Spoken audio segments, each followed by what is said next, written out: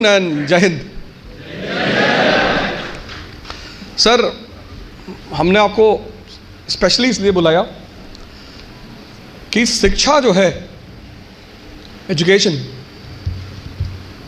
Animal और human being में जो सबसे बड़ी डिवाइडिंग फोर्स है वो है एजुकेशन।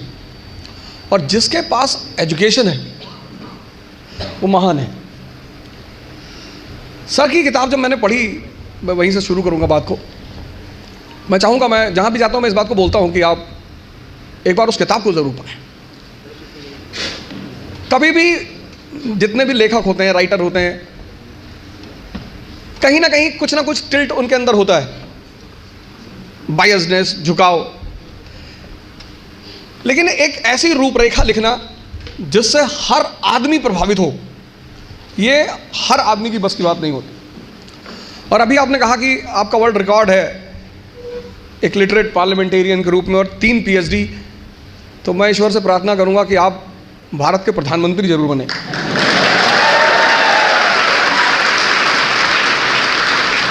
नहीं सर, इसलिए नहीं कि आप हमारे दोस्त हैं, इसलिए कि शिक्षा को बहुत प्रोत्साहन मिलेगा। तो आपका बहुत बहुत धन्यवाद सर, आज यहाँ आने का, इतना कीमती समय निकालने का।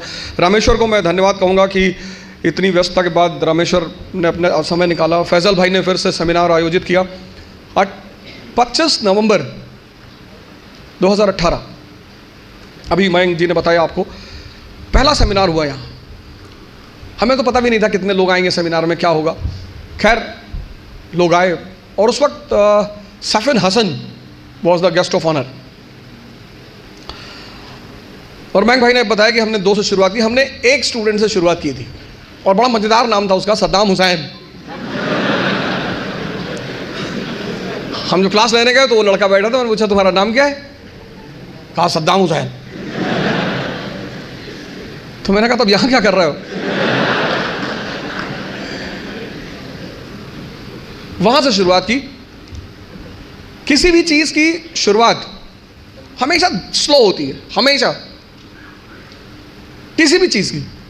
एक स्टूडेंट, आज से 3 साल पहले एक स्टूडेंट, उसमें 2 साल कोरोना का, और आज मैं स्पेशली नाम लेना चाहूँगा फैजल शेख और जाहिद भाई का।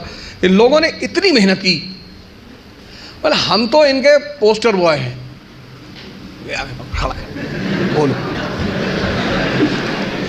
लेकिन जो ओरिजिनल मेहनत है, दिन रात एक करना है, वो इन दोनों लोगों ने किया। और स्पेशल थैंक्स इन दोनों लोगों को कि ये लोग इकरा को इस जगह तक लेकर आए।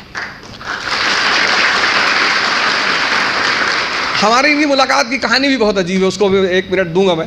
ये दुबई से चले आए, अच्छी खासी, दोनों लोग जॉब कर रहे थे दुबई में। ये दुबई से चले आए IAS की तैयारी करने। कुछ घटी घटना वो खुद ही बताएंगे कभी।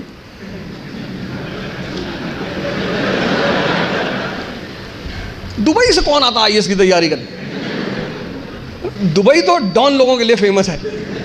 IAS की तैयारी, मैंने पूछा कि कहाँ थे पहले? बोले मैं दुबई में था। दुबई में IAS बनना है। खैर, तैयारी शुरू हुई। एक ही अटेम्प्ट था इनके पास, बाय एज एक ही अटेम्प्ट था। अब जिस आदमी ने पिछले 10 साल जॉब की हो, कभी पढ़ाई से नाता ना रहा हो, लेकिन उस आदमी ने फिर भी, मेरे ख्याल से 1-2 नंबर का मुद्दा रहा होगा, 1-2 नंबर से इनका प्रीलिम्स रुक गया। कितनी मेहनत की होगी, 10 साल बाद अपनी धारा को चेंज किया। ये छोटी बात नहीं है सर। 10 साल जॉब करना, 10 साल नौकरी करना, नौकरी करने के बाद आके पढ़ना मतलब तपस्या। आपको बैठना है और दिमाग बैठने ही नहीं देगा। प्री नहीं निकला, 1-2 नंबर से रुक गया। फिर हमारी इनकी मुलाकात हुई। मैंने कहा अब दुबई? बोले अब दुबई नहीं जाएंगे सर, अब IAS बनाएंगे। हमने कोई बहुत ज़बरदस्त जिद लग रही है IAS के लेकर। तो हमने कहा बनाओगे तो हमें भी ऐसे ही आदमी की तलाश। फिर हम दोनों लोगों से बातचीत हुई और फिर हमने डिसाइड किया कि हम पुणे को सेंटर बनाएंगे। एजुकेशन हब रहा, मयंक जी ने बताया, ऑक्सफोर्ड ऑफ इंडिया रहा एजुकेशन। ये बात तो एकदम सुनिश्चित है। हर तरह से पुणे एक सेंटर रहा एजुकेशन का शुरू से, और इस तरह से इकरा की शुरुआत हुई। और भगवान का आशीर्वाद बना रहा। हमने आज एक मुकाम हासिल किया और प्रभु के आशीर्वाद से आज इकरा का अपना एक नाम है, अपना एक स्थान है।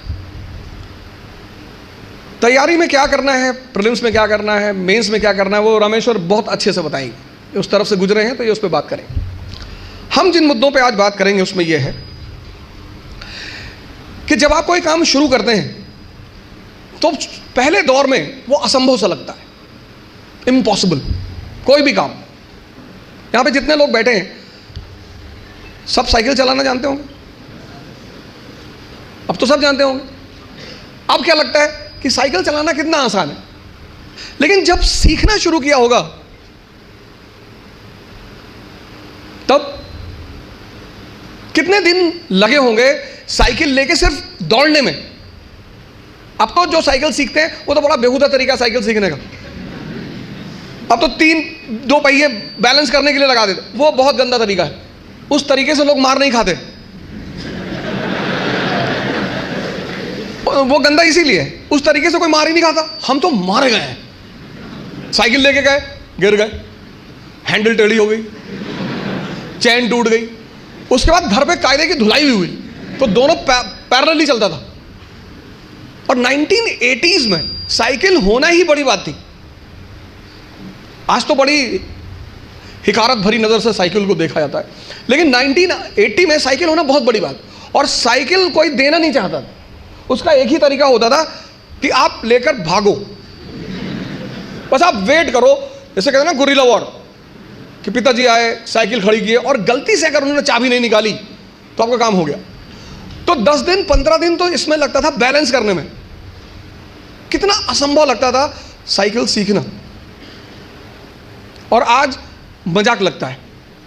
अभी मेरी रामेश्वर से बात हो रही थी, मैंने कहा एक दिन में दुनिया बदल गई? बोले हाँ। लोग बदल गए? हाँ। मैंने कैसा लगता रहा होगा जब तुम पहली बार आए होगे आईएएस की प्रिपरेशन करने? बोले असंभव सा लगता था। अब बोले अब मजाक सा लगता है। आज ये जहां बैठे वहां आईएएस मजाक है, और आप जहां बैठे हो वहां आईएएस असंभव है। तो ये असंभव मजाक में कन्वर्ट कैसे होता है?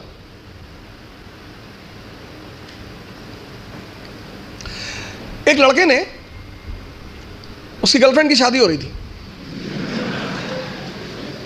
अरे हो जाती है यार शादी, इसमें इतना।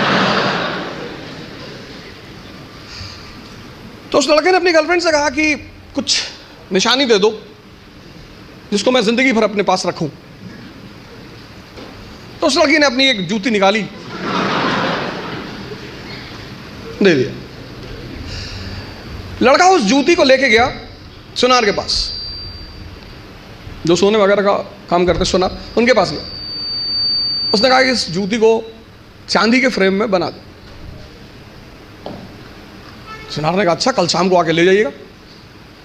दूसरे दिन लड़का गया तो सुनार ने उसको चांदी की फ्रेम में जूती को बना के एकदम बाकायदा ला के लड़के के सामने प्रेजेंट किया। उसने कहा साहब, लड़के से हाथ जोड़ा, कहा साहब। बोले हाँ। बोले ये किस पीर औलिया की जूती है? तो बोले ये किसी पीर औलिया की जूती नहीं है, ये मेरी गर्लफ्रेंड है, उसकी जूती। सुनार ने जूता निकाल के 3-4 जूता मारा। तो बदतमीज कहीं गए। लड़के ने क्या हुआ? कहा कल से मेरा पूरा खानदान इसको 20-20 बार चूमने जा रहा है कि किसी औलिया की जूती, औलिया की जूती, औलिया की जूती।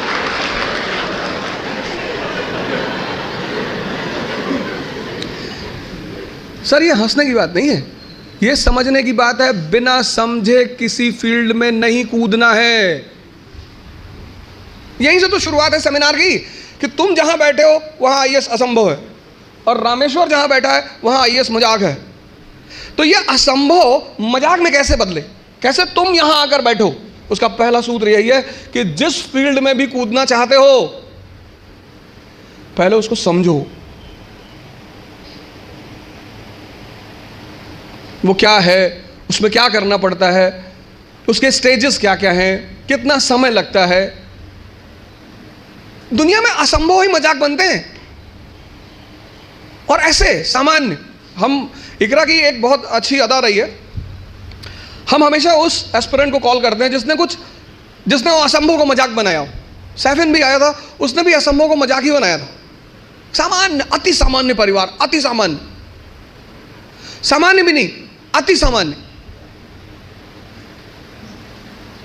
सामान्य में तो कम से कम आपको खाना मिल जाता है, माँ बाप कुछ पैसे भेज देते हैं, अति सामान्य, खाने का पता नहीं मिलेगा कि नहीं, पिताजी महीने में कितना पैसा भेजेंगे, अति सामान्य।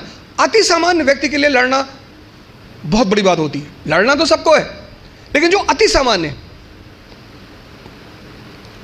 पहला सूत्र यह है कि जिस भी फील्ड में कूदना है, बात समझ में आ रही ना, जिस भी फील्ड में कूदना है, जहां भी जाना है, जिसकी भी प्रिपरेशन करनी, साइकिल है प्रिपरेशन।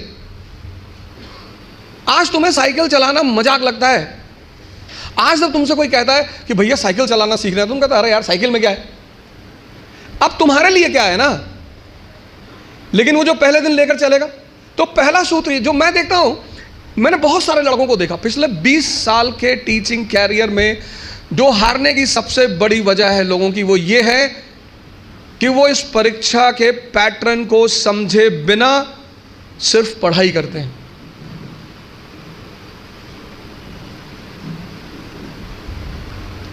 और हर चीज का एक तरीका है, और हर जगह कोई गुरु है।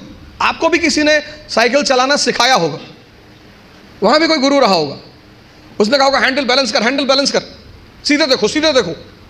कहां किसको सीधे दिखाई पड़ता है? पैंडल पे पैर रखो तो हैंडल घूम रही है, हैंडल संभालो तो पैंडल इधर जा रहा है, और सब संभाले तो खुद नीचे आ गए।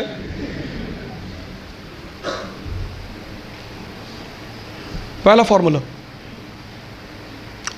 फॉर्मूला असंभव को मजाक बनाने का है कि जिस फील्ड में जाना है उसके पूरे पैटर्न का पहले अध्ययन करना है। भी रामेश्वर जब आपकी एड्रेस करेंगे, तो अगर आपको लगता है कि आपको मेंस नहीं समझ में आया कि क्या करना चाहिए मेंस में, तो ये आप इनसे सवाल करें, क्योंकि इनसे अच्छा जवाब कोई नहीं दे सकता। इन्होंने अभी अभी उस दरिया को पार किया है, लाइव अनुभव, लाइव। अगर आपको लगता है कि प्री में नहीं समझ में आ रहा क्या करना है, आप इनसे पूछे प्री में क्या, कहां से शुरू करना चाहिए। अगर आप एकदम फ्रेशर हैं, अभी आपने कुछ नहीं किया है, तो आप इनसे पूछें कि पहला स्टेप में, हालांकि ये शुरुआत वहीं से करेंगे, लेकिन आप इनसे पूछें पहले स्टेप में क्या करना है। रॉबर्ट लाइव का नाम सुना? रॉबर्ट लाइव, ये हॉल मेरे लिए और कई कारणों से फेमस है। एक कारण यह भी है कि यहां मैंने इस्लाम पे कुछ बोला, उसको लेकर मैं इतना ट्रॉल हुआ पिछले 3-4 महीने। अब हिस्ट्री में कुछ ना कुछ तो बोलना ही। इतिहास दुनिया का एकमात्र विषय है जो 2 लोगों के लिए लिखा जाता है, एक शाही वर्ग एरिस्टोक्रेसी और एक आम आदमी के लिए। जो शाही वर्ग का इतिहास होता है वो एविडेंसेस पे बेस्ड होता है, साक्ष्य, सबूत, लॉजिक नहीं। लॉजिकली आप दुनिया में किसी भी चीज को सिद्ध कर सकते हो, लॉजिक। लेकिन एविडेंस, इसलिए कोर्ट लॉजिक नहीं मानता, कोर्ट क्या मानता है? एविडेंस मानता है। ऐसे यूपीएससी लॉजिक नहीं मानती, एविडेंस मांगती है। तो एक इतिहास लिखा जाता है लॉजिक के आधार पे, लॉजिक, और एक इतिहास लिखा जाता है एविडेंस के आधार पर। दोनों में बहुत फर्क है। और इतिहास इतना बड़ा विषय है, और विषय के साथ साथ मतलब ह्यूमैनिटीज का सब्जेक्ट होने के साथ दर्शन भी है। जिसको भी राजा बनने का शौक है, मैं इस लाइन को फिर से रिपीट करूंगा, जिसको भी राजा बनने का शौक है उसे इतिहास जरूर पढ़ना चाहिए।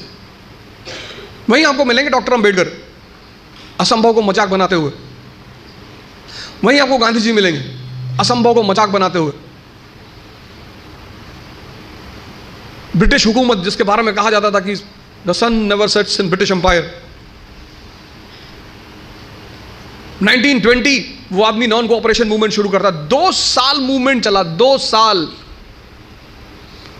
ब्रिटिश पार्लियामेंट वॉइसरॉय को मैसेज पे मैसेज करती रही, बात करती रही कि क्यों रोको इस मूवमेंट को। वॉइसरॉय ने कहा सर मूवमेंट नहीं रोक सकते, सरकार असहाय। वॉइसरॉय ने कहा सर मूवमेंट नहीं रोक सकते। बोले क्यों? बोले सर ये पूजा कर रहे हैं हमारे लिए, आपके दरवाजे पे कोई खड़ा है, आपके लिए दुआ कर रहा है, पूजा कर रहा है, आप उसे मारेंगे? ये सत्याग्रही सड़क पे चलते थे भजन गाते हुए, ईश्वर अल्लाह तेरे नाम, इनको बुद्धि दे भगवान। 2 साल। फिर 5 फरवरी 1922 चौरी चौरा का कांड हुआ, 22 पुलिस वाले के साथ पुलिस स्टेशन जलाया गया, वो सरकार पे हमला था। वो सरकार पर हमला था। अब सरकार कार्रवाई करेगी, लेकिन इससे पहले सरकार कार्रवाई करे। गांधी जी ने आंदोलन को बंद कर दिया, कहा I don't have any faith in violence, मुझे हिंसा में कोई विश्वास नहीं। अंग्रेजों ने कहा एक दिन विश्वास कर लो, बोले है ही नहीं, और कोई मार नहीं खाया। उसकी सजा गांधी जी को मिली, 6 साल के लिए सजा मिली, 6 साल के लिए बंद हुए। तो इतिहास एक सब्जेक्ट नहीं है, दर्शन भी है। और वो ये फॉर्मूला सिखाता है असंभव को मजाक बनाने का फॉर्मूला। रॉबर्ट क्लाइव, इंग्लैंड से, इंग्लैंड, यहां एक स्टेट छोड़ के, एक जिला छोड़ के दूसरे जिले में जाओ तो आदमी थोड़ा नॉर्मल हो जाता है कि यहां ज्यादा मत बोलना। एक स्टेट छोड़ के दूसरे स्टेट में जाओ तो और नॉर्मल होना पड़ता है। महाराष्ट्र की ही तारीफ करनी पड़ेगी, नहीं तो बाहर कैसे जाओगे। एक कंट्री छोड़ के दूसरे कंट्री में जाओ तो उस कंट्री के बारे में बोलना पड़ता है कि पाकिस्तान वेरी गुड कंट्री, दुनिया में इससे अच्छी कंट्री है ही नहीं। खूब तारीफ करनी पड़ती, वो भी कहते इतना नहीं है, नहीं इतना ही है।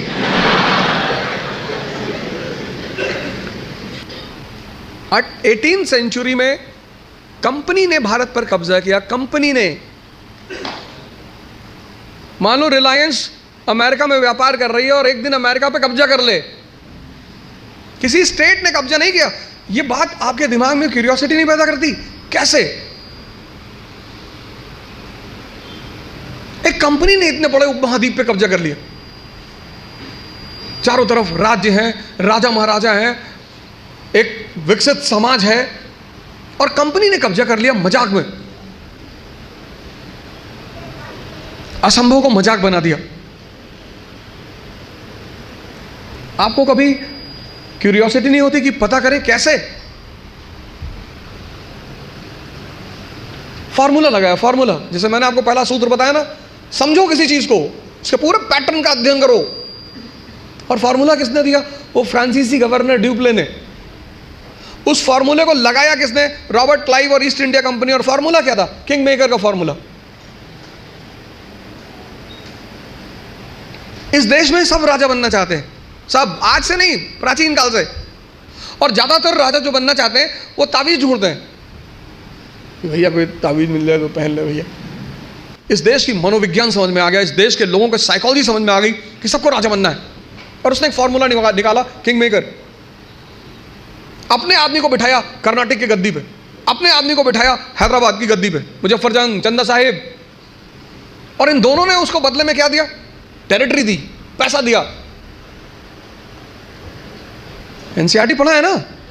चंदा साहिब ने 80 गांव दिए ड्यूप्ले को पांडिचेरी में। मुजफ्फर जंग ने 20 लाख रुपए कैश दिया 1749 में। मसूलीपट्टनम का पूरा शहर दे दिया। ड्यूप्ले को ऑनरेरी गवर्नर बना दिया, कृष्णा नदी से कन्याकुमारी तक। तब उसको लगा कि यार ये तो बड़ा प्यारा फॉर्मूला है।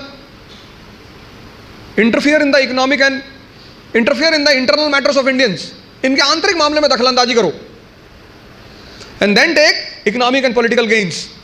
ये था formula. Interfere in internal matters of Indians, इनके आंतरिक मामले में दखलंदाजी करो और फिर इनसे इकोनॉमिक और पॉलिटिकल फायदा लो। ये फॉर्मूला निकाला किसने? ड्यूप्ले ने। इसको लगाया किसने? क्लाइव ने। फोर्ट विलियम का गवर्नर बन के पहुंचता है बंगाल, और बंगाल पहुंचते ही वो पूछता बंगालियों से कौन कौन राजा बनेगा। सब हाथ उठा दी, मीर जाफर, खादिम खान, इतने लोगों ने हाथ उठा दिया। साहब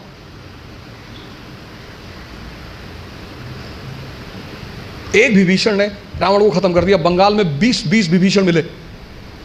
फॉर्मूला, किसी भी चीज को जब आप एंटर करोगे, प्लासी का युद्ध 1757, बैटल ऑफ प्लासी 1757, वो युद्ध से जीता गया था, धोखे से। क्लाइव। और फिर इस फॉर्मूले को कंपनी ने भारत में लगाया। कौन सा फॉर्मूला? किंग मेकर का फॉर्मूला।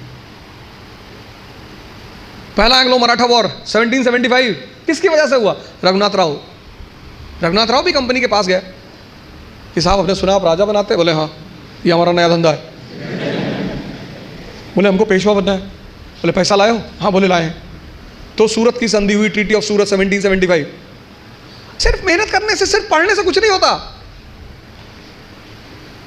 अगर मेहनत करने से सब कुछ होता तो सबसे ज्यादा फायदा होता मजदूरों का।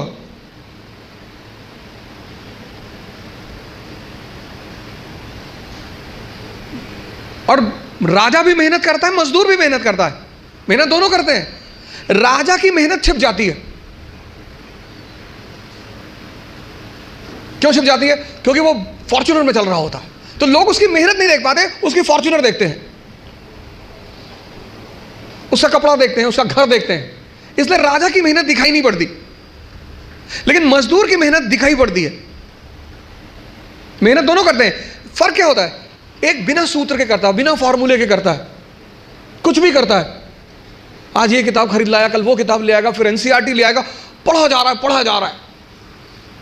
सदाशिव पेट में खड़ा है या बोले चाय की दुकान पे, किसी ने कह दिया पॉलिटी की नई किताब आई है, तुरंत देखे, अच्छा कौन सी भाई साहब? पता लड़कों ने बता दी कि ये किताब, गए बाजार से किताब लिया। मजदूर का अप्रोच नहीं है। मेहनत तो करना ही है, वो उस पर तो बात ही नहीं करनी। मेहनत तो करना ही नहीं, मेहनत पे तो सॉरी बात ही नहीं करनी। बात करनी है मेहनत के अप्रोच पे।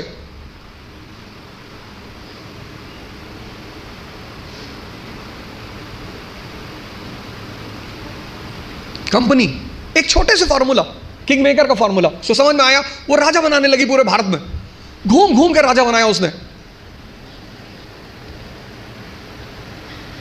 3 फॉर्मूले पे भारत पे कब्जा किया था कंपनी ने। पहला फॉर्मूला किंग मेकर, दूसरा सब्सिडियरी अलायंस, सहायक संधि, और तीसरा डॉक्ट्रिन ऑफ लैप्स।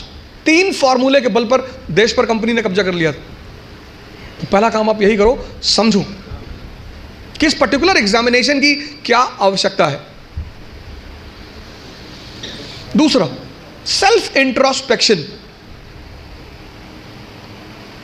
आपकी क्षमता कितनी, आपकी ताकत कितनी, कम है बढ़ा लो। भाई पहले दिन जॉगिंग करने जाओगे तो 20 किलोमीटर करोगे, और 20 किलोमीटर कर लिए तो शाम को आईसीयू में मिलोगे। जब भी हम कोई काम शुरू करते हैं तो हमारा मन बड़ा एक्साइटमेंट में रहता है।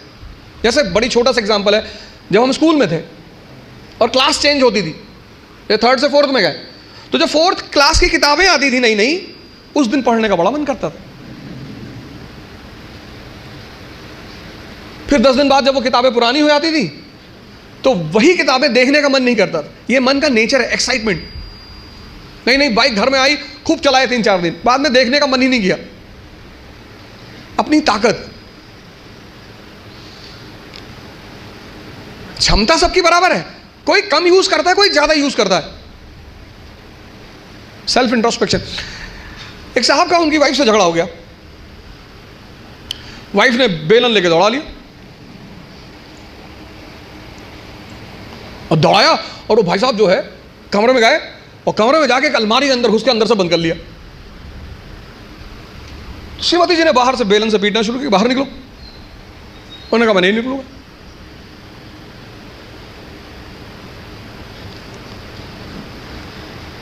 वो लेडी चिल्लाने लगी तो पास पड़ोस के लोग आ गए, कहो बहुत सारे लोग इकट्ठा हो गए।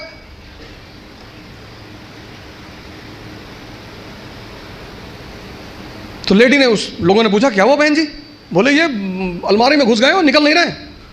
तो आदमी अंदर से चिल्लाया कि आज पूरे मोहल्ले को पता चलना चाहिए कि इस घर में किसकी मर्जी चलती है, मैं नहीं निकलूंगा। ऐसी ताकत का क्या फायदा जब तुम अपने आप को दरवाजे में बंद करके और शेर बन रहे हो। क्षमता सबके पास है। ये 2 पेट हैं, मैं बार बार कहता हूं, एक पेट ये, एक ये। तो अगर ये 4 रोटी हजम करता है और पहले दिन तुमने इसे किसी दिन 15 रोटी दे दी, वॉमिटिंग शुरू। जितने लोग तैयारी शुरू करते हैं, मैंने देखा शुरुआत में इतना पढ़ना शुरू करते हैं, पहले दिन से 10 घंटा 15 घंटा आराम से। आपको पता नहीं, आपको लगता नहीं कि ये पेट है ना, हजम करना होता है, सिर्फ अंडरलाइन करना नहीं होता। मैंने 98% स्टूडेंटों को देखा है, वो किताब को अंडरलाइन करने को पढ़ाई मानते हैं। इस हॉल में कितने लोग हैं जो न्यूज़पेपर नहीं पढ़ते हैं? नहीं पढ़ते, नहीं पढ़ते। सारे लोग न्यूज़पेपर पढ़ते होंगे, 2-4 होंगे जो अभी नहीं पढ़ते होंगे, बाकी सारे लोग पढ़ते हैं, है ना? अभी जापान के एक नेता है शिंजो अबे, उनकी हत्या हुई। उनकी पॉलिटिकल पार्टी का क्या नाम है? हाँ?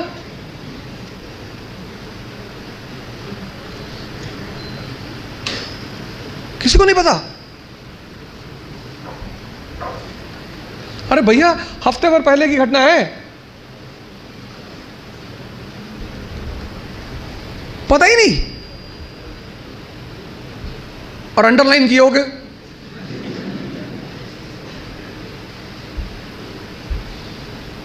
कितनी बड़ी, कितनी एक लाइव एग्जांपल देखो।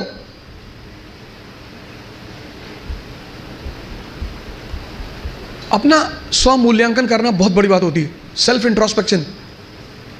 कभी कभी एहसास होता है हमें कि हम बहुत काम कर रहे हैं, कुछ होता नहीं उस वक्त। बात समझ में आ रही ना? इस क्षमता, यहां की जो डाइजेशन क्षमता है, ये दिखाई नहीं पड़ती ना, ये दिखाई पड़ता है।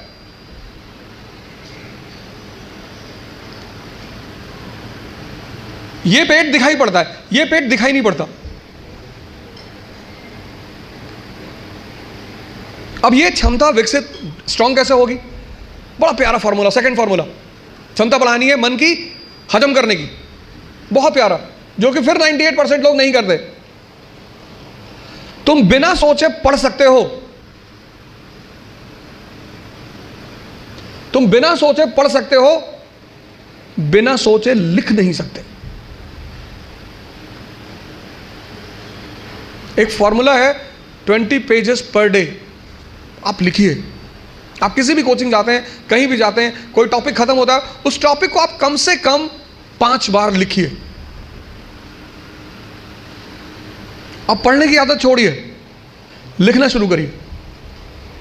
जितना आप लिखेंगे उतना सोचने की क्षमता या हजम करने की क्षमता डेवलप होगी। भाई पहले दिन जॉगिंग करने गए, 2 किलोमीटर गए, 5 दिन 6 दिन 2 किलोमीटर जाते रहे, फिर 10वें दिन 5 किलोमीटर, क्षमता बढ़ी ना? एक दिन में नहीं बढ़ेगी। यह दूसरा फॉर्मूला है, अपनी इंटरनल क्षमता को बढ़ाओ।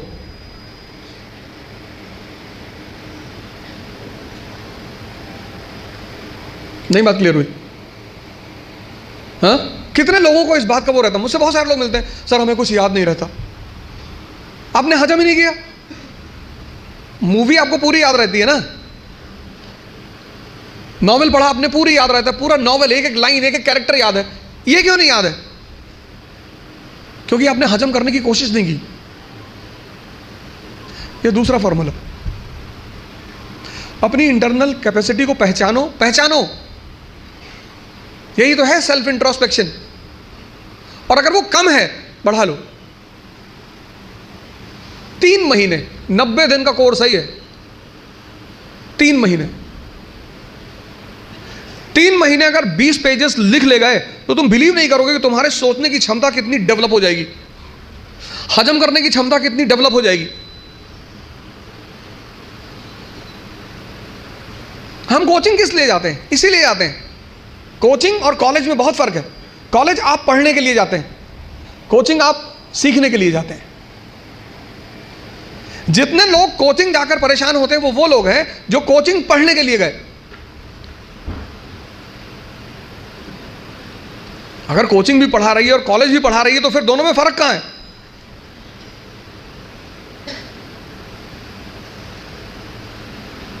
ये दूसरी चीज, अपना मूल्यांकन, अपनी ताकत को समझना कि मेरा पोटेंशियल लेवल क्या है। क्लास खत्म हुई, आप घर गए, आप जो 2.5 घंटा पढ़ा है उसको रीराइट करने की कोशिश करो।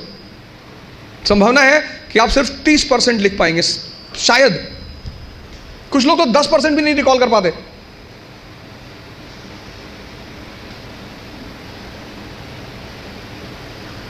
तो पहला पहला काम क्या करना है? एग्जामिनेशन पैटर्न को समझना है, ये क्या है, कैसे है, पहला चरण क्या है, सेकंड दूसरा चरण क्या है, तीसरा चरण क्या है। दूसरा क्या करना है? सेल्फ इंट्रोस्पेक्शन करना है। इस उसकी सबसे बड़ी वजह यह है कि इस देश में ह्यूमैनिटीज को कोई इज्जत ही नहीं है। अगर आप बीए कर रहे हैं ना इस कंट्री में, तो आपको लोग बर्बाद आदमी समझेंगे। कह रहे बीए कर रहे, चलो पीछे आके खड़े हो जाओ, बीए कर रहे हैं, इधर आप एमबीए कर रहे हैं, महाबर्बाद आदमी, तो भी थोड़ा इज्जत है। साइंस की तो बड़ी इज्जत है, और आईआईटी की तो खैर कहने ही क्या। लेकिन जहां आपने कहा बीए, बहुत रेयर केस में जो लोग ग्रेजुएशन बीए वगैरह करते हैं, बीए ऑनर्स वगैरह, वो बहुत रेयर केस में बताते हैं लोगों से। आईआईटी वाले तो कहीं भी फंक्शन होगा तो आगे खड़े हो जाएंगे, क्या कर रहे हैं भैया? आईआईटी कानपुर, अच्छा अच्छा। अब चूंकि, और आप जितने लोगों ने इंजीनियरिंग वगैरह कर रखी, 10th तक हमें ह्यूमैनिटीज पढ़ाया गया, और 10th का टीचर हमें क्या कहता था बार बार कि बस इसके बाद जीवन में हिस्ट्री कभी नहीं पढ़नी, इसके बाद जीवन में सिविक्स कभी नहीं पढ़नी, इसके बाद जीवन में जो बेटा है बस 1 साल बेटा। अब उस टीचर का चेहरा बहुत याद आता होगा। तो हमें ये स्कूलों में बताया गया, ज्यादातर, हो सकता है सब में ना हो, लेकिन ज्यादातर स्कूलों में, हमारे स्कूल में हमारी हिस्ट्री की टीचर बोलती थी बस अब जीवन में हिस्ट्री पढ़ना ही नहीं। हमें क्या पता था हिस्ट्री से ही जिंदगी चलेगी। और इतिहास, मैंने कहा ना, सब्जेक्ट नहीं, दर्शन, एक से एक कैरेक्टर जिन्होंने असंभव को मजाक बनाया। आप वर्ल्ड हिस्ट्री पढ़ोगे, एक से एक कैरेक्टर। बिस्मार्क, पूरा यूरोप नहीं चाहता कि जर्मनी राष्ट्र बने, पूरा यूरोप। अभी सर ने कहा कि जब आप कुछ बड़ा करना चाहते हो तो आपका लोग विरोध करते हैं, तो 1-2 लोग विरोध करते हैं, उसी में आदमी की हालत खराब। पूरा यूरोप नहीं चाहता कि जर्मनी नेशन बने, और वो आदमी उस परिस्थिति में, उस सिचुएशन में, जब यूरोप चाहता ही नहीं, 1871 में जर्मनी को नेशन बना देता।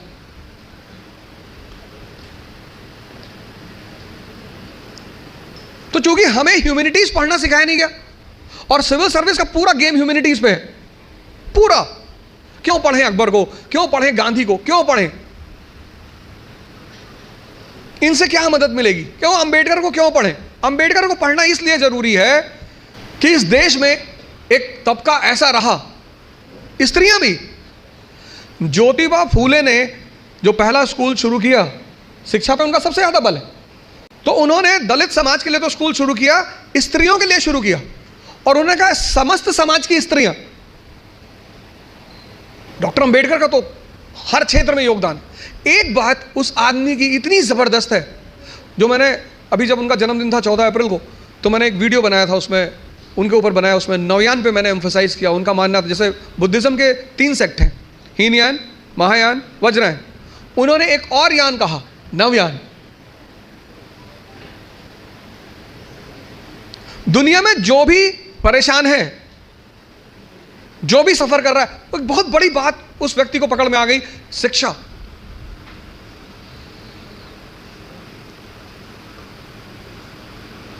कभी कभी कुछ चीजें समाज इस ढंग से करता है कि पकड़ में नहीं आती, मेन चीज पकड़ में नहीं आती, शिक्षा।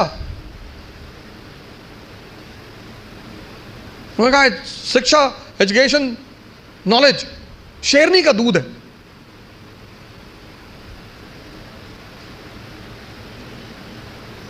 अपनी जो क्षमता है अंदर की, उसको इंट्रोस्पेक्ट करने में कोई कमी नहीं है, कोई दिक्कत नहीं है। हर आदमी, आप में से बहुत सारे लोग होंगे जो पिछले 1 साल से तैयारी कर रहे होंगे, 2 साल से तैयारी कर रहे होंगे। कितने लोग हैं जो 2 साल से तैयारी कर रहे हैं? अब ना बताओगे, 2 साल से। और इधर ऐसे बैठो जैसे तालिबान ने काबुल में कब्जा कर लिया।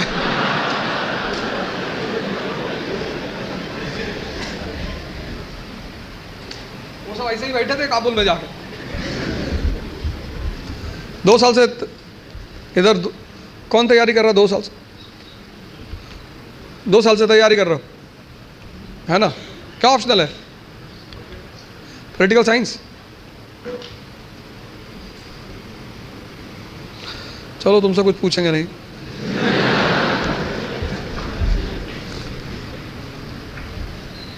नहीं तो कहोगे बेइज्जती कर रहे थे सबके सामने।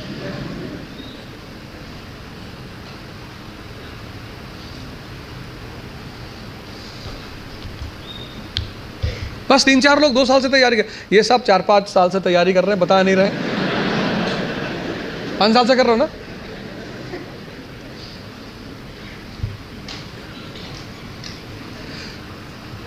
कई चीजें हैं जो मैं हर सेमिनार में रिपीट करता हूं, उसमें से एक ये है कि स्टूडेंट, भिखारी और सन्यासी की कोई इज्जत होती नहीं। कि तुम लोग जो अपनी इज्जत बचाने की कोशिश करते हो, अपने स्कूल में किसी कारणवश पकड़े गए, कार्रवाई हुई हमारे ऊपर, तो मेरी माताजी ने कहा घर में कि कुल का नाम खराब कर रहा। तो मेरे पिताजी ने बड़ा अच्छा जवाब दिया, बोले कौन सा मुगल कुल है कि हमारे कुल का भारत में बड़ा नाम। बोले कोई बात नहीं बेटा, जाओ, तुम हो गई गलती तो कोई बात नहीं। स्टूडेंट, तुम जहां भी सीखने जाओगे ये सब कॉन्सेप्ट लेकर, मैं तो क्लास में देखता हूँ 500 लड़के 600 लड़के बैठे होते हैं, सवाल ही नहीं करते, एक दूसरे का चेहरा देखते हैं।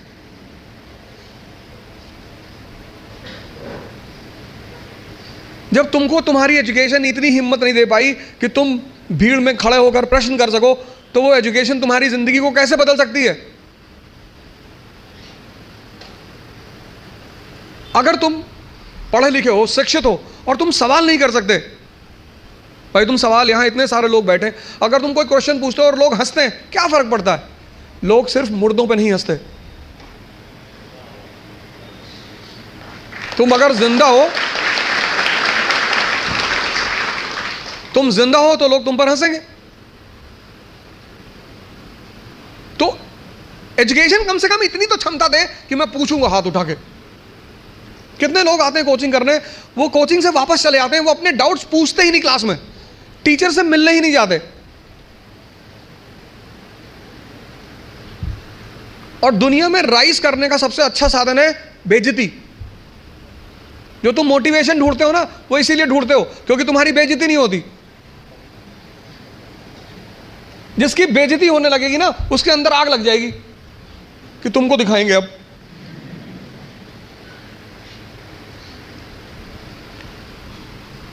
और तुम उसी चीज से डरते हो।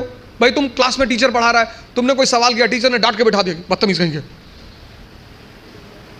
बच्चों जैसे सवाल करो, भगा देंगे क्लास। पूरी क्लास हंसने लगी। कितनी आग लगी अंदर कि मास्टर आईएएस बनेंगे, बंद कराएंगे तुमको, कुछ भी हो जाए। तभी तो पढ़ोगे, आग है ही नहीं अंदर। ऊपर से मोबाइल, यूट्यूब, फेसबुक, ट्विटर,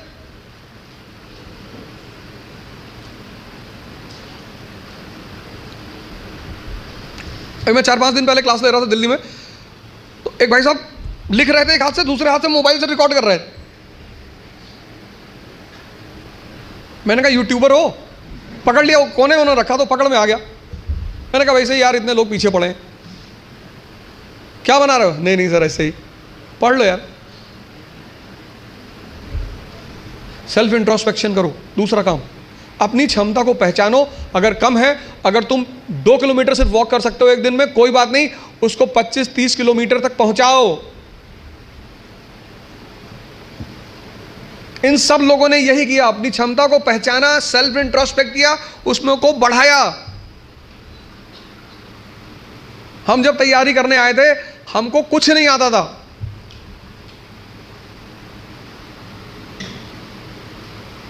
ऐसा नहीं कि तुम्हें ही, तुम्हारे साथ ये सब चीजें हो रही हैं।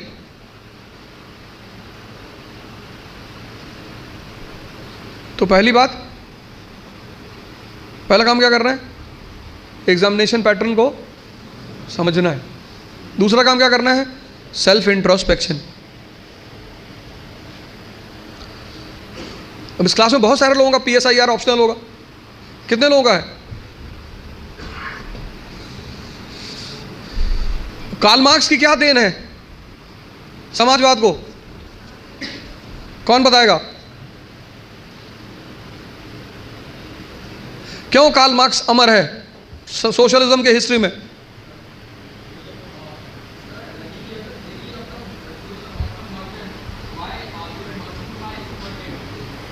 Y?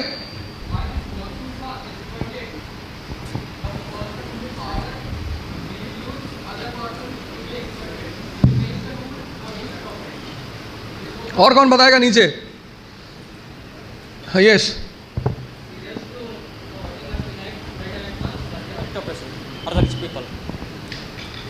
he said to working class to unite. He said to working class to unite and नहीं, मेरा क्वेश्चन ये है कि ऐसी कौन सी बात उसने कही जिससे वो खुदा बन गया समाजवाद का? Why he is called as the god of socialism? Exploited वर्ग जो तबका है वो इसलिए एक्सप्लॉइटेड है क्योंकि उनके पास पॉलिटिकल एंड इकोनॉमिक वो नहीं है, इसलिए। और उन्होंने बताया लोगों को कैसा। इनको तो भाई पीछे। Sir I guess workers lack consciousness, तो कुछ फार्मूला तो दिया होगा ना उसने। ऊपर माइक है। हमें लगा कूदने जा रहे हो पकड़ के रेलिंग, वहीं से बताना। हाँ,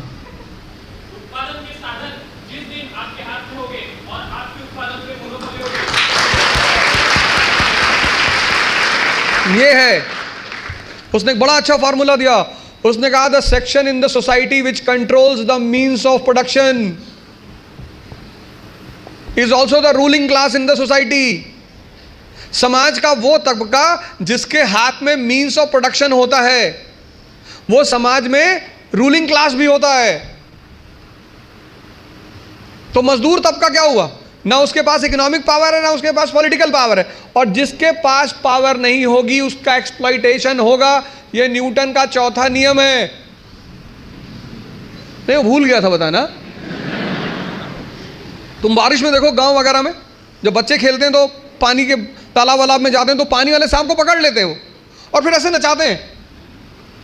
वो इसी बात का सूचक है। किसी को कोबरा पकड़ के नचाते हुए देखे हो? जिसके पास पावर नहीं होगी वो एक्सप्लॉइट होगा। तो दूसरा फॉर्मूला ये लगाना है क्या कि अपनी क्षमता को समझना है और फिर उसको डेवलप करना है। ये दो बातें समझ में आ गई ना? तीसरी बात, कहावत है हिंदी में, लकीर के फकीर। मतलब उनको एक ट्रैक पे रख दो, वो उस ट्रैक से कभी हटेंगे ही नहीं। उतना ही करेंगे जितना बताया जाएगा, उतना ही बोलेंगे जितना कहा जाएगा।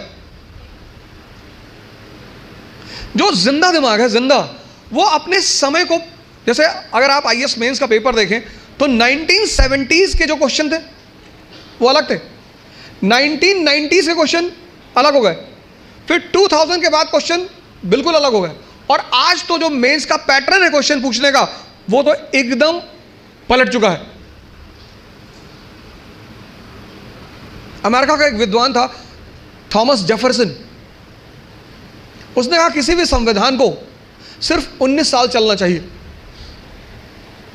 थॉमस जेफरसन, जब अमेरिका में संविधान लिखा जाने लगा तो उसने कहा किसी भी संविधान को सिर्फ 19 साल बस, क्योंकि 19 साल बाद बहुत सी चीजें बदल चुकी होंगी। तो जब चीजें बदल जाएंगी तो फिर संविधान लिखा जाएगा बदली हुई परिस्थिति के हिसाब से।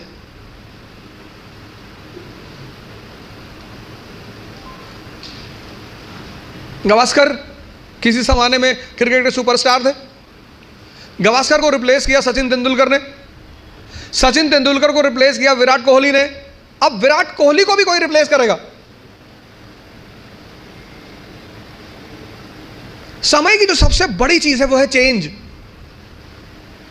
Change is the law of nature. और जो चेंज को नहीं समझेगा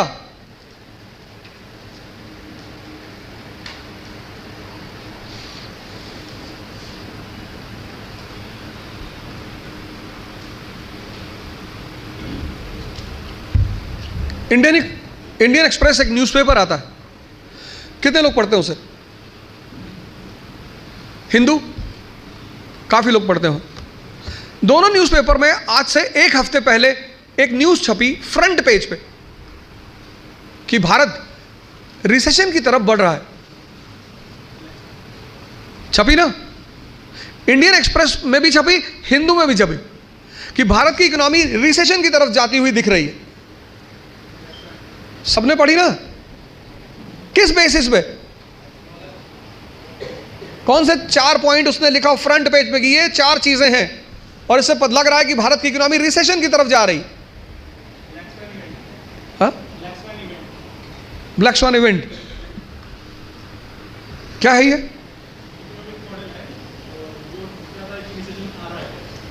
तो उसके पैरामीटर क्या दिया उन्होंने?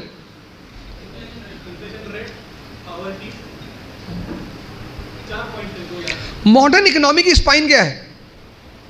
जो मॉडर्न इकोनॉमी है, नहीं, इकोनॉमी की स्पाइन, इकोनॉमी की बैंकिंग। मॉडर्न इकोनॉमी की जो स्पाइन है भाई, कैपिटलिज्म क्या है? Rotation of wealth. कौन रोटेट कर रहा है? बैंक। आज पूंजीवाद का दौर है ना कैपिटलिज्म का, तो कैपिटलिज्म की जनरल डेफिनेशन क्या है? Capitalism is rotation of wealth. Rotation करेगा कौन? बैंक। तो जो बाजार में पैसे को रोटेट कर रहे हैं उनकी हालत खराब हो रही है।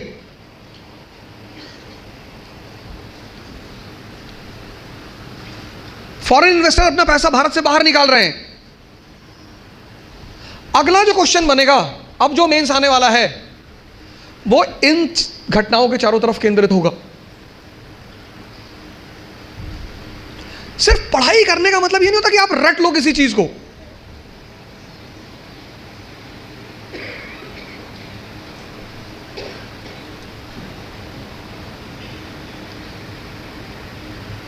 किसी भी नेशन को मजबूत करने के लिए सबसे सरल तरीका क्या है?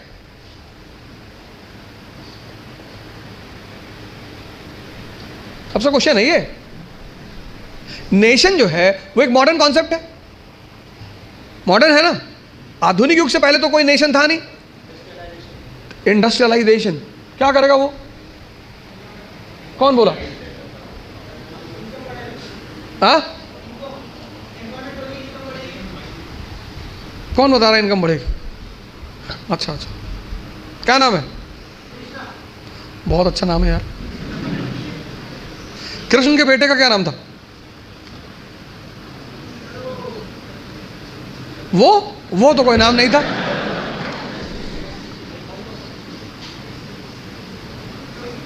नाम नहीं याद है मुझे उसका, मतलब ये like, अरे वो कहाँ से पैदा हुआ था, हमने उसकी कहाँ से पैदा हुआ था मतलब? तो वो सर वो समुद्र में, लाइक वो समुद्र में गिरा था, फिर बाद में वो उसको बढ़ाया गया जो ये। अरे क्या बताया जा रहा है यार? समुद्र में गिरा था और फिर वो मछली ने खाया था उसको, भी बाद में वो गलत हो गया।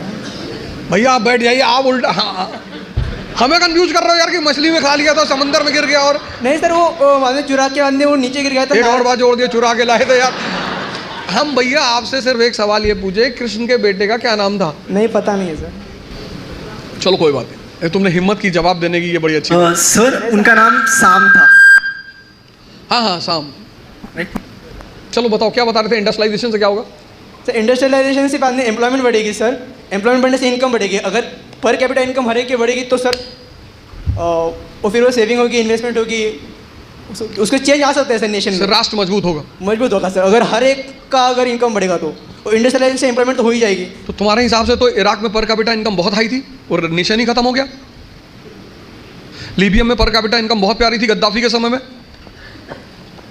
गद्दाफी के समय में लीबिया की पर कैपिटा इनकम बहुत अच्छी थी, नेशन खत्म हो गया। सीरिया सिविल वॉर में चला गया। पर सर सिर्फ वही थोड़ी है नेशन को स्ट्रॉन्ग करते हैं सही, पर कैपिटा इनकम। इंडस्ट्रियलाइजेशन से आप जो होता है मैंने वो होता है, इनकम बढ़ेगी तो फिर लोगों का फिर बाद में वो नेशन का इनकम बढ़ेगी तो उससे बहुत कुछ कॉन्सिक्वेंसेस हो सकते हैं। लाइक इन्वेस्टमेंट बढ़ सकती है, लोग प्राइवेट में इन्वेस्ट करना चाहेंगे। और अगर फार्मर में अच्छा ठीक, और कौन बता रहा है? तो भाई इनको आगे माइक दो। सर इंडस्ट्रियलाइजेशन के साथ एजुकेशन भी चाहिए, लोगों को प्रोवाइड करना चाहिए। दैट्स बिकॉज कि अगर हम लोग जितना एजुकेशन हमारे सोसाइटी को देंगे तो उससे उतना प्रोडक्शन इंडस्ट्री में जितना फास्ट होगा उसकी कैपेसिटी ज़्यादा बढ़ेगी और लेबर्स को ट्रेनिंग हम ज़्यादा एफिशिएंटली दे सकते हैं। एजुकेशन, हाँ अरे क्या बात कर दी है, बहुत बढ़िया, बहुत अच्छा। किस ईयर में शुरू हुआ इंडस्ट्रियल रेवोल्यूशन? औद्योगिक क्रांति, इंडस्ट्रियल रेवोल्यूशन किस ईयर में शुरू हुआ? 1750, 1750। इंडस्ट्रियल रेवोल्यूशन का बेटा किस देश को कहा जाता है? यूनाइटेड स्टेट्स ऑफ अमेरिका को। 1750 industrial revolution, 1787 birth of United states of America. America में जातिवाद है, संप्रदायवाद, कम्युनलिज्म, रेशियलिज्म था, डिप कर गया एकदम नीचे। अब तुम राष्ट्र नेशन देखो, यूएस, फ्रांस, जर्मनी, और फिर दूसरी तरफ नेशन देखो, इराक, सीरिया, अफगानिस्तान। तो ये जो यूएस, जर्मनी, फ्रांस नेशन है, ये सारे इंडस्ट्रियलाइज्ड हैं, है ना? तो इंडस्ट्रियलाइजेशन ने ऐसा क्या किया कि नेशन मजबूत हुआ? अब इंडस्ट्रियल रेवोल्यूशन ने इकोनॉमी चेंज कर दी। इकोनॉमी जैसे ही चेंज हुई, सोसाइटी चेंज हो गई। 1991 से पहले जो मूवियां बनती थी उनका नाम होता था रोटी। 1970s की मूवी है रोटी, क्योंकि 1970 में रोटी खाना भारत के लिए बहुत बड़ा चुनौती था। और 1991 के बाद मूवी बनी मर्डर।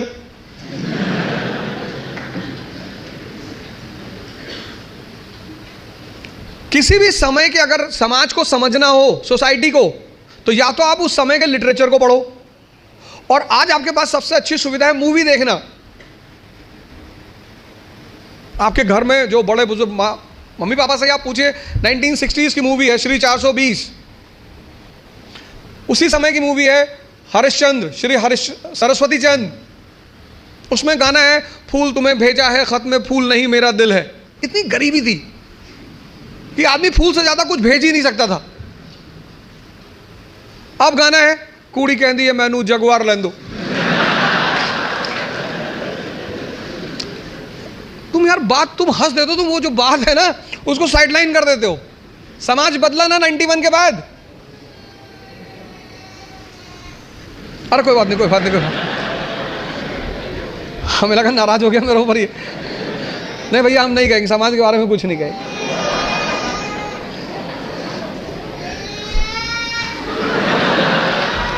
कोई नहीं, कोई नहीं, कोई नहीं, अरे कोई नहीं, आराम से।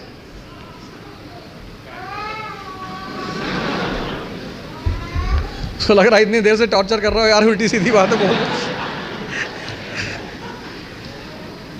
तो जैसे जर्मनी, फ्रांस, ब्रिटेन, यूएस ताकतवर नेशन बने, उसमें सबसे बड़ी भूमिका है इंडस्ट्रियल रेवोल्यूशन की, क्योंकि इंडस्ट्रियल रेवोल्यूशन जैसे होगा इकोनॉमी चेंज हो जाएगी, इकोनॉमी जैसे चेंज होगी सोसाइटी चेंज हो जाएगी।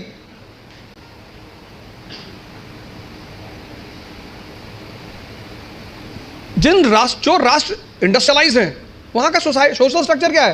Capitalist class, middle class, working class. वो जो पुराना स्ट्रक्चर था सोसाइटी का वो खत्म हो गया। बिल गेट्स कौन है? अमेरिकन। जैक मा कौन है? चाइनीज। अंबानी कौन? इंडियन।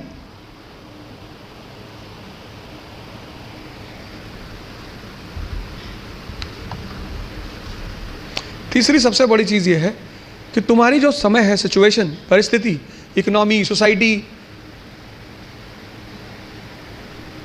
पॉलिटी, और सब इंटरकनेक्टेड है। स्कूल में हम क्या करते हैं? सबको सेग्रीगेट करके पढ़ते हैं, अलग अलग। लेकिन सिविल सर्विस में सब एक दूसरे से जुड़े हुए हैं।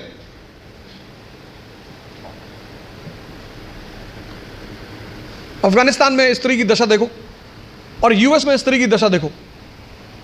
उसके लिए रिलीजन जिम्मेदार नहीं है, economy. Economic independence gives social independence, यही तो फॉर्मूला है। आर्थिक स्वतंत्रता व्यक्ति को सामाजिक स्वतंत्रता देती है, नहीं? यही तो फॉर्मूला है। पराधीन सपने सुख नाही, जो आदमी दूसरे के अधीन है।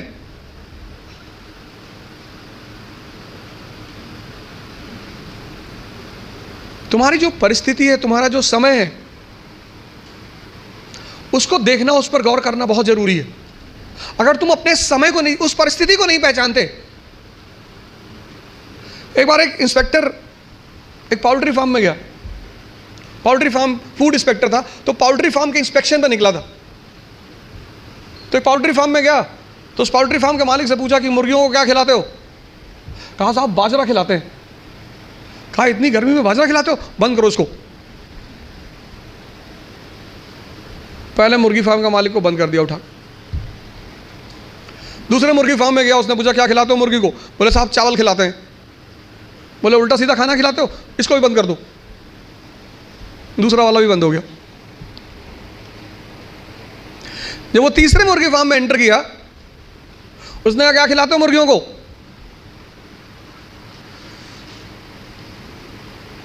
उसने कहा साहब खिलाते कुछ नहीं, 5-5 रुपए दे देते हैं, इनका जो मन होता है खा लेती हैं।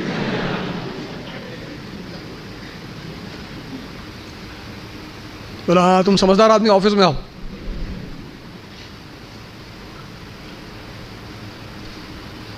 खिलाते तो कुछ नहीं है, इनको 5-5 रुपए दे देते हैं। 17 का क्वेश्चन पेपर अलग था क्योंकि तब इकोनॉमी और सोसाइटी अलग थी। 80s का क्वेश्चन पेपर अलग था क्योंकि तब इकोनॉमी और सोसाइटी अलग थी। 91 के बाद तो ड्रास्टिक चेंज आया, एलपीजी, तुरंत यू टर्न मारा एग्जामिनेशन पेपर ने, और अब एकदम अलग परिस्थिति दुनिया में चल रही। पूरी दुनिया में, कहीं एक जगह नहीं चल रही है, पूरी दुनिया में।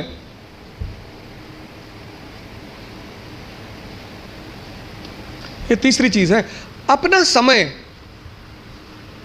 सिर्फ ये नहीं किताब ले लिया रटे जा रहा है, एलपीजी क्या है, कनेक्टिविटी।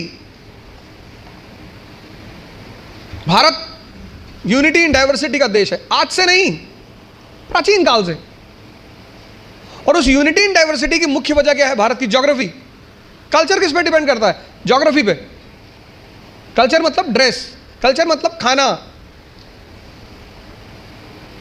कश्मीर का हिंदू और तमिलनाडु का हिंदू, दोनों के ड्रेसिंग सेंस अलग अलग होंगे क्योंकि दोनों की ज्योग्राफी अलग अलग है।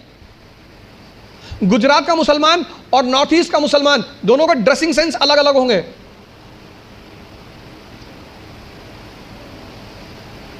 और खाना भी अलग अलग होगा।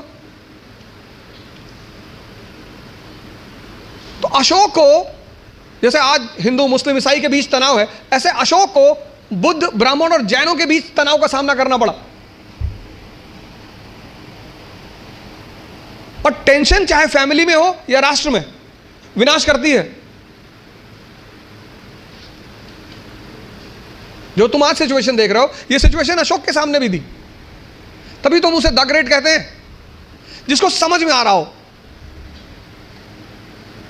और फिर वो धम्म की नीति का प्रतिपादन, पॉलिसी ऑफ धम्म, और उस पॉलिसी ऑफ धम्म में वो कहता है सार वृद्धि, कि प्रत्येक व्यक्ति को हर धर्म के बेसिक सिद्धांत को समझना चाहिए।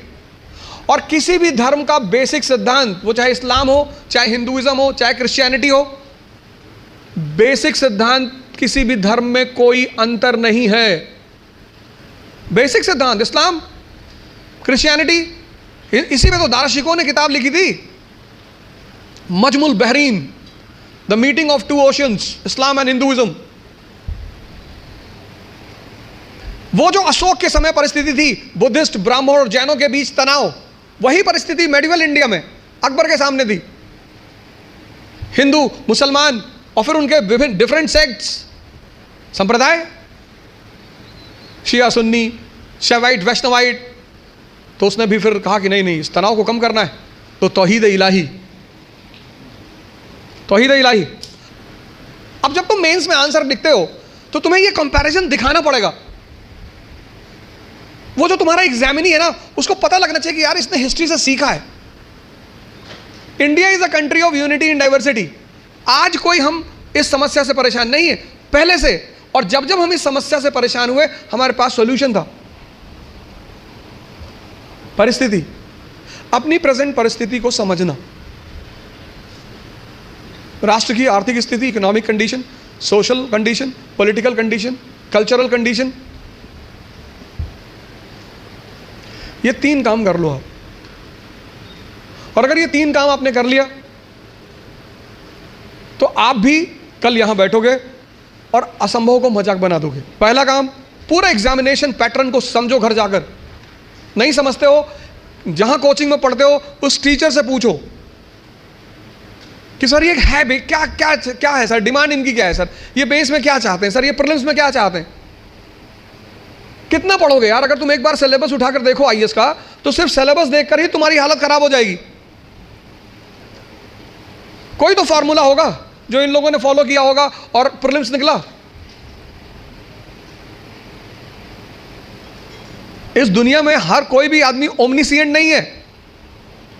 अभी आप हमसे 4 क्वेश्चन पूछ लो, हो सकता है मैं ही जवाब ना दे पाऊं। दूसरा, सेल्फ इंट्रोस्पेक्शन करो, अपनी क्षमता को चेक करो। और तीसरा, अपनी परिस्थिति को समझो। इन सबके साथ ये 3 बातें क्लियर हुई ना। इन सबके साथ जो चौथी बात, जो मतलब मुझे बोलना ही होता, जीवन मतलब युद्ध। ये लास्ट बात। या तो आप हंस हंस के लड़ोगे या रो रो के लड़ोगे।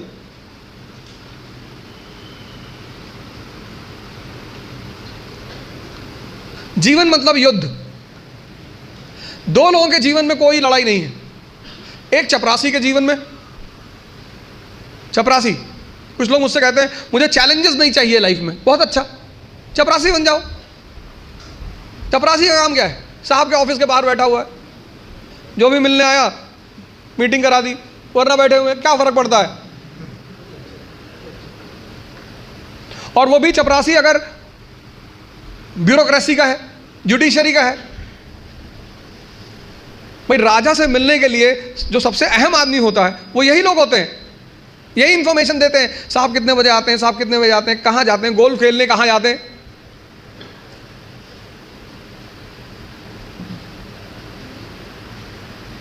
और या फिर जो लोग हरिद्वार चले गए, जिन्होंने कहा भैया हमें नहीं बनना आईएएस, हमें प्रधानमंत्री नहीं बनना, हमें कुछ बनना ही नहीं। आज आप गेरुआ पहन लो, आज आपके जीवन की सारी चुनौती खत्म, क्योंकि आपने मान लिया कि आप इस जीवन की लड़ाई में शामिल नहीं हो।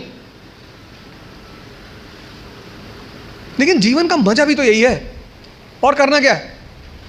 तो जब लड़ना है, जब ये पता है कि लड़ना है। कल सर पहुंचे करीब आप 11:30 बजे के आसपास पहुंचे। बोला हम लोग सोने जाते जाते 3 बज गए। बोले सुबह सेमिनार है। युवा मतलब शक्ति। भारत आज एक दुनिया का ऐसा देश है जिसके पास सबसे ज्यादा युवा हैं। और भारत आज दुनिया का एक ऐसा देश है जिसके युवा सबसे ज्यादा डिप्रेशन में है। इसीलिए तो बुजुर्ग लोग शादी कर रहे हैं।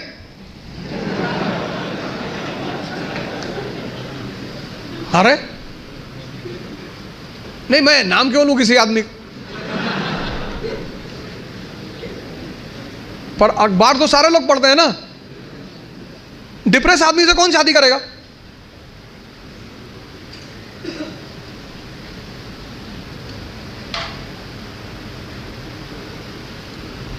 और जीवन की लड़ाई में 2 ताकतें बहुत काम आएंगी, एक मन की और एक शरीर की। तुम जब भी ऊपर उठोगे तो ये ग्रेविटी तुम्हें नीचे खींचेगी ना। ऐसा समाज की ग्रेविटी है। हम जब आईएएस की तैयारी करने गए तो हमारे गांव में हर आदमी, मतलब एक साहब तो हंसना शुरू किया उन्होंने, और हंसते हंसते गिर गए वो। उन्होंने हमसे पूछा दिल्ली क्यों जा रहे हो? अब मेरा दिमाग खराब था, मैंने कह दिया मैं आईएएस की तैयारी। बोले आईएएस? फिर वो हंसने लगे और हंसते हंसते वो गिर गए। और उस हंसी का इतना रोल रहा मेरे जीवन में, मतलब उस हंसी ने मुझे एकदम मजबूत कर दिया था कि अब आईएएस ही बनना है। उस दिन मुझे एहसास हुआ कि महाभारत क्यों हुई। आपको कोई डांट दे उतना बुरा नहीं लगता, आपको कोई भगा दे बुरा नहीं लगता। जब लोग हंसते हैं ना तब बहुत दर्द होता है। लेकिन मेरे पिताजी ने मुझसे कहा कि आईएएस प्रधानमंत्री बनने वाले आदमी। अरे मैंने कहा यार क्यों चला रहे हो फालतू में। भगवान का आशीर्वाद से आज भी हमारे साथ हैं। और मैं अगर उनसे कोई भी बात कहता हूँ तो तुम्हारे लिए तो कल ही कर लोगे। तो मैंने कहा सोच रहा है हवाई जहाज खरीद लो। अरे ने कहा भैया जी लेने दो। लेकिन उन्हीं की वजह से मतलब आज जहां भी मैं हूं उसमें सबसे ज्यादा योगदान मेरे पिताजी का है।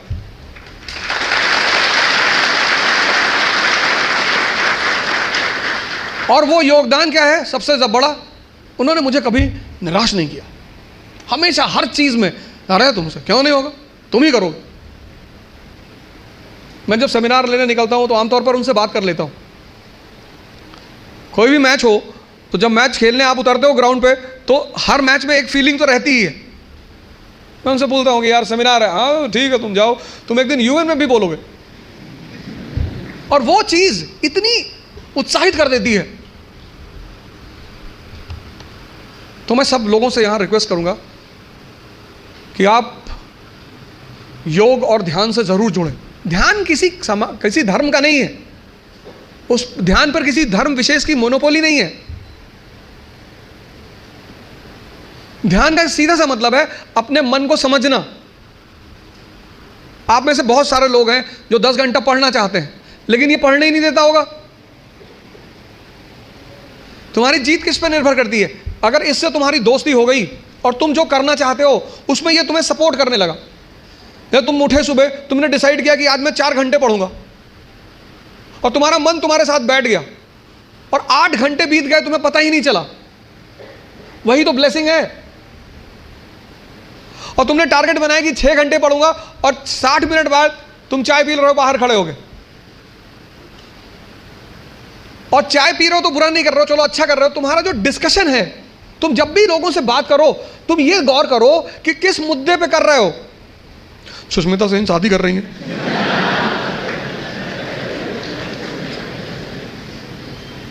तुम्हारा चाय पीना भी बुरा नहीं है, तुम्हारा डिस्कशन करना भी बुरा नहीं है। बुरा है तुम्हारा मुद्दा।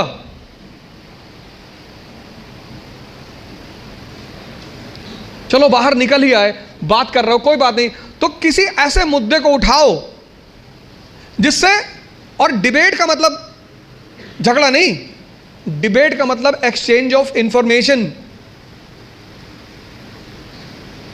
पूरी जिंदगी तुम ये कभी नहीं कह पाओगे कि अब मुझे सब कुछ आता है, और जिस दिन तुमने ये कह दिया किसी मेंटल हॉस्पिटल जरूर चले जाना।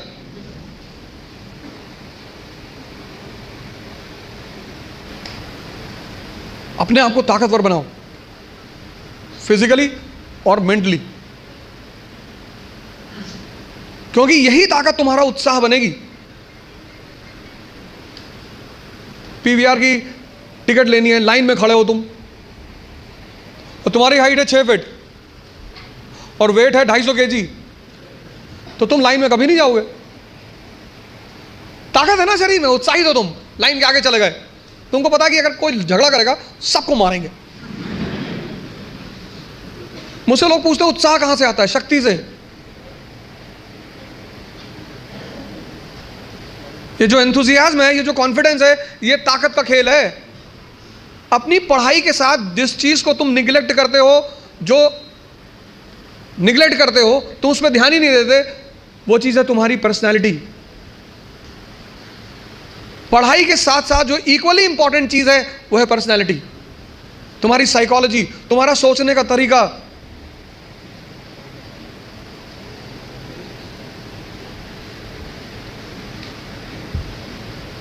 चार बातें आज के इस सेमिनार में मैंने 4 बातें बताई। पहला, पैटर्न ऑफ एग्जामिनेशन। दूसरा, सेल्फ इंट्रोस्पेक्शन। तीसरा, सिचुएशन। और चौथा, पर्सनैलिटी। सिर्फ किताब लेकर खड़े होने से बहुत बड़ी बात नहीं होती। सिर्फ वेपन लेकर खड़े, महाभारत के युद्ध में अर्जुन के रथ पे शिखंडी खड़ा हो जाता है, भीष्म पितामह इससे क्या लड़े? हथियार उसके भी हाथ में है, लेकिन वो मानते नहीं उसको। जीवन में एक और अहम बात है, वो है व्यक्तित्व।